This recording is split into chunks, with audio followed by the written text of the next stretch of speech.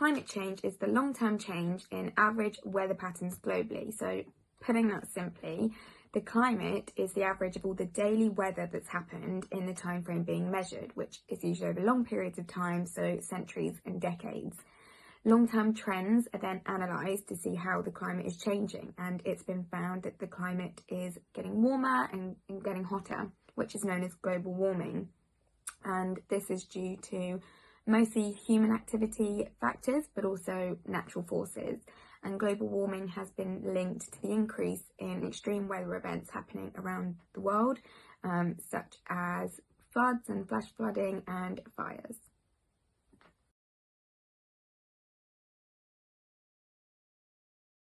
Carbon neutral might be one of the more familiar climate action terms because many companies talk about the fact that they've achieved carbon neutral status, and it's a relatively easy step to achieve on your journey to net zero. Being carbon neutral means balancing your carbon emissions by offsetting an equivalent amount of carbon as is being produced. So you can offset in a number of ways: planting trees, buying carbon credits, or maybe investing in renewable energy solutions. The thing is, though, that being a carbon neutral business doesn't always mean that you're working to reduce your carbon emissions.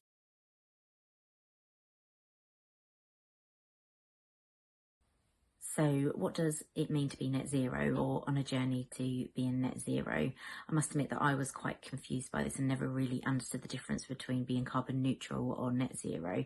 But now, from what I understand, net zero is a step further than carbon neutral. So carbon neutral is about balancing out your emissions and offsetting emissions, whereas when you're on a journey to net zero, you're setting yourself really rigorous targets to reduce your emissions. That's the key thing. You need to reduce your emissions as much as possible and set yourself a target around that. So, for example, reducing your emissions by 50% by 2030. And then at the end of this process, when you've reduced your emissions as much as possible, any emissions that are left, which are unavoidable emissions, they then need to be offset.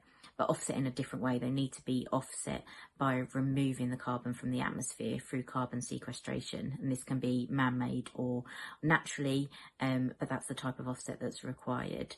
So with net zero and on your journey to net zero, it's really about reducing your emissions as much as possible.